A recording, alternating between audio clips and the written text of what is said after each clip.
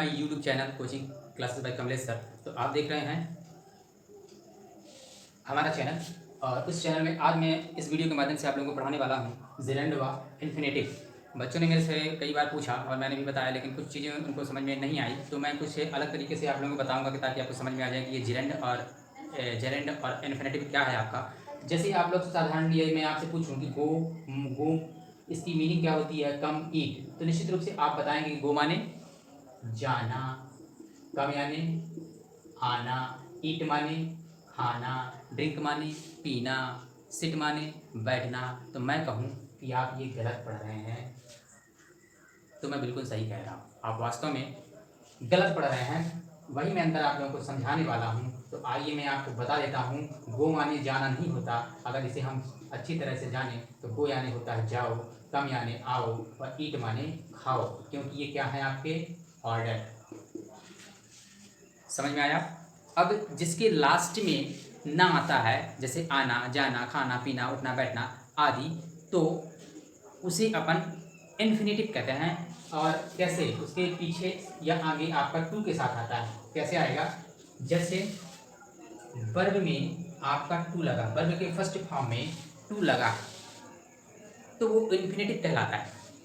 या तो वर्ब के फर्स्ट फॉर्म में टू लगा है, या टू प्लस वर्ब का फर्स्ट फॉर्म है तो ही, सॉरी आप ध्यान दें, टू प्लस वर्ब का फर्स्ट फॉर्म हो, टू प्लस वर्ब का फर्स्ट फॉर्म हो तो आप लोगों का वो इन्फिनेटिव कहलाता है।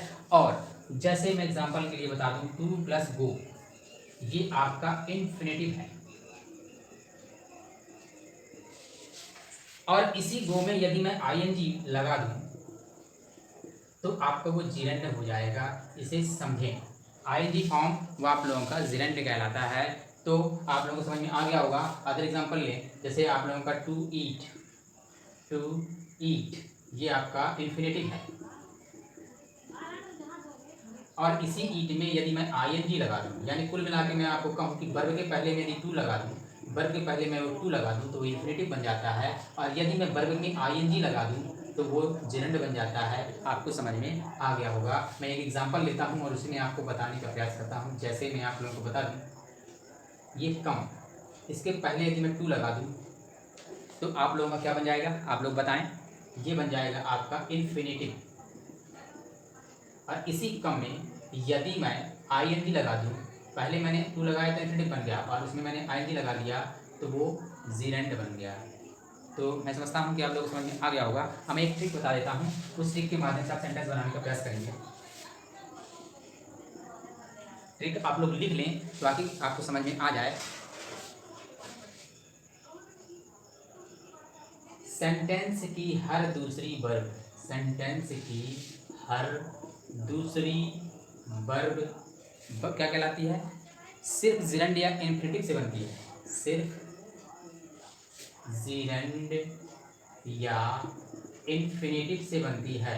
इसे आप कहीं लिख लें और एग्जाम्पल के माध्यम से समझाऊंगा तो आपको समझ में आ जाएगा। और एक चीज़ और बता दूं, उल्टी तरफ से पहली वाली टेंस ले जाएगा, ये भी आप लोग ध्यान में रखें। जैसे मैं आप लोगों को बता दूं, एग्जाम्पल से देखें तब समझ में आएगा। एग्जाम्पल हमारा क्या कह रहा है? अमीर पढ़ना और लिखना जानता है। ये अमीर पढ़ना और लिखना जानता है, इसमें ध्यान रखिए कितनी वर्ब्स हैं। अभी अपन एक वर्ब पढ़ते थे टेंस में, जिसमें आप ध्यान देने का प्रयास कीजिए। पढ़ना ये भी वर्ब है आपका, लिखना ये भी वर्ब या क्रिया है आपका, और जानना ये भी आप लोगों का वर्ब है। तीन वर्ब हैं इसमें, और भी सारी बहुत सारी वर्ब्स हो सकती हैं। तब आपको मैंने एक चीज़ बताई कि कभी भी ध्यान रखें, बहुत सारी वर्ब हो तो आप लोगों को सबसे लास्ट वाली जो वर्ब है वो आपका टेंस ले जाता है। जो आप जहाँ से शुरुआत करोगे तो वो जो लास्ट वाला वो पहले आएगा। जैसे जानता है ये पहले आएगा, अमीर की तो सब्जेक्ट है आपका, तो अमीर, जानता है ये पहले आ जाएगा, नोस ऐसा लगेगा क्योंकि ये प्रेजेंट इंडिपेंडेंट है। अमीर नोस, आप जिरेंड आप सॉरी आप इन्फिनेटिव बनाओगे तो टू लगाओगे, to read and to write, या टू राइट एंड रीड, यही आप कर सकते हो। अब एक चीज़ ध्यान रखें, ये बन गया आपको।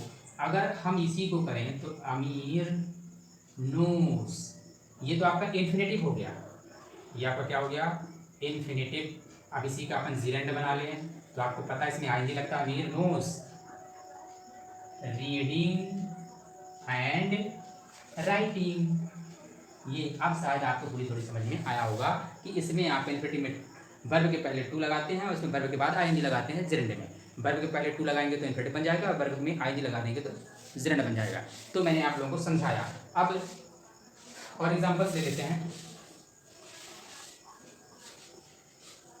और भी बहुत सारे एग्जांपल्स आप लोगों के हो सकते हैं। जैसे आप लोगों को बता दें, अब एक चीज़ को और ध्यान में रखना, जैसे मैंने बताया, चलिए आगे बता देंगे। मैं खाना पकाना सीख रहा हूँ, मैं खाना पकाना सीख रहा हूँ, मैं खाना पकाना सीख रहा हूँ। मैं आई, देखिए मैंने बताया सीखना, आई एम लर्निंग। अब आप कहोगे सर ये क्या कर रहे हैं आप, क्योंकि सीख रहा हूँ ना, कंटिन्यूस प्रेजेंट करें, I am learning to cook food, या I am learning cooking food, ये भी तो कह सकते हैं अपन। तो ये आपको समझ में आ गया। अब एक चीज़ को ध्यान में रखें, कैसे, जैसे मैं एक और एग्जांपल आपको बता दूं, दुल्हन चोरी करना, गाली देना और लड़ना जानती थी। देखिए इसको समझिए। तीसरा है दुल्हन चोरी करना, गाली देना और लड़ना जानती थी। बड़ी संस्कारी दुल्हन। दुल्हन चोरी करना एक, गाली देना दूसरा, लड़ना तीसरा और जानती चौथा। इतने सारे आप लोगों के वर्ब्स हैं और मैंने बताया कि कैसे बनाएंगे। तो दुल्हन है तो दुल्हन को अपन क्या कहेंगे, बनाए इसका द ब्राइड। जानती थी, न्यू, नो का थर्ड सेकंड फॉर्म न्यू आ जाएगा क्योंकि पास्ट टेंस में है। चोरी करना, चोरी करने को क्या बोलते हैं, टू स्टील, टू स्टील। गाली देना, ये मैंने लिखा दुल्हन चोरी करना, गाली देना और लड़ना जानती थी। The bride knew to steal, चोरी करना, गाली देना, टू अब्यूज, और लड़ना जानती थी, एंड टू फाइट। अब ये आपका बना, तो ये आप लोगों का इन्फिनिटिव है, इन्फिनिटिव है, आपको पता है क्योंकि टू से बना है। अब इसी का अपन जेरेंड बना लें तो आ जाएगा आपका द ब्राइड न्यू। अब देखें टू, ये हट जाएगा, स्टीलिंग हो जाएगा, इसी में क्या जाएगा, stealing, abusing and fighting, query हो सकता है, फाइटिंग। अब आप इस चीज का ध्यान रखिए, या तो सभ्य रहेगा तो इन्फिनिटिव यानी सब में टू ही लगेगा, और या तो बनाएं आप जेरेंड में बनाए तो सारे वर्ब आपके जेरेंड में ही बनेंगे। इस चीज को ध्यान में रखें, गलतियां नहीं करें। ऐसा नहीं बनाएं कि टू स्टील कर दें फिर आप अब्यूसिंग कर दें, ये गलत हो जाएगा। तो चलिए अब देखिए मैं इसी में बता दूं, वह खेलना नहीं जानता है, तो ही डज नॉट नो, ये आप इतना जानते हैं, तो इसे अपन इसे इन्फिनेटिव बनाते हैं, टू प्ले हो जाएगा, he does not know to play. अगर हम टू लगा के बनाते हैं तो टू प्ले हो जाएगा, इसमें आपका ये हो जाएगा इन्फिनेटिव। और यदि हम प्ले आईएनजी लगा के बनाते हैं, he does not know playing, ये दोनों का मतलब एक ही है, वह खेलना नहीं जानता। हम दो तरीके से बना सकते हैं, he does not know to play और he does not know playing, तो ये हो जाएगा आपका जेरेंड। जेरेंड हो गया, मुझे अंग्रेजी बोलनी आती है, I know to speak English, ऐसा भी कह सकते हैं। तो टू स्पीक इंग्लिश अपन ने बनाया तो ये हो जाएगा। और यदि आई नो स्पीकिंग इंग्लिश तो ये जेरेंड हो जाएगा। रानी हंसना भूल गई, queen has forgot to love, तो ये हो गया टू लव अगर बनाए तो ये हो जाएगा आपका इन्फिनेटिव। और यदि क्वीन हैज फॉरगॉट लविंग अगर कर देते हैं तो हो जाएगा जेरेंड। मैं समझता हूँ आपको अच्छी तरह समझ में आ गया जेरेंड और इन्फिनेटिव क्या है। अब कुछ और बता रहा हूँ जिसमें आपका शुरू में ही आता है, तो आइए उसको भी शुरू करते हैं। तो देखिए फिर से अपन बना देते हैं। जैसे मैंने बताया कि वर्ब के पास बाद टू लगता है तो भी इन्फिनेटिव बनाया जा सकता है। अब वर्ब के पहले टू लगा दें तब भी इन्फिनेटिव बनाया जा सकता है। कैसे, जैसे मैं आप लोगों को बता दूं, मैंने आपको रूल लिख दिया है, आप लोग लिख लें। ये ट्रिक हमेशा याद रखें, मैं दो ट्रिक बताई है, टू लगा कर भी वर्ब के पहले टू लगाकर इन्फिनेटिव बनाया जा सकता है। ये मैंने लिखा है, जैसे टू प्लस वर्ब का फर्स्ट फॉर्म। जैसे झूठ बोलना बुरी आदत है, झूठ बोलना बुरी आदत है, तो इसमें अगर हम लोग ये बोल रहे to tell a lie is a bad habit, तो ये बन जाएगा आपका इन्फिनेटिव में हमने बनाया। अब यदि हम कहें जेरेंड में बनाएं तो भी सही है, telling a lie is a bad habit, तो आपका जेरेंड हो जाएगा और ये भी आपको समझ में आ गया। डान को पकड़ना मुश्किल है, डायलॉग आपने सुना होगा। ये तो भूलेगा नहीं, मुझे पता है। आप देखिए, इसको बना लेते हैं। अब भले ना पकड़ पाए डान को, लेकिन बनाते हैं। डान को पकड़ना नामुमकिन है।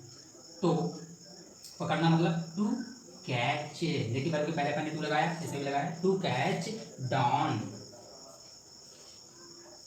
टू कैच डॉन क्या हो जाएगा इसका? आप लोग बनाएं, मैं उसको बताऊं। नामुमकिन क्या बोलते हैं? Impossible is impossible. ये अब इसी को कहें कि आप उसमें बना लें, इसमें जीरेंड में। तो कैचिंग, मैंने बताया था आई लगा देंगे, वर्ब में आई लगा, कैचिंग डॉन इज इम्पॉसिबल। ये बन गया। तैरना एक अच्छा व्यायाम, ये आप लोगों के एग्जाम में आया है, देख लें 10th वाले। आप लोगों को जीरेंड बनाने के लिए आया था। तैरना एक अच्छा, swimming is a good exercise.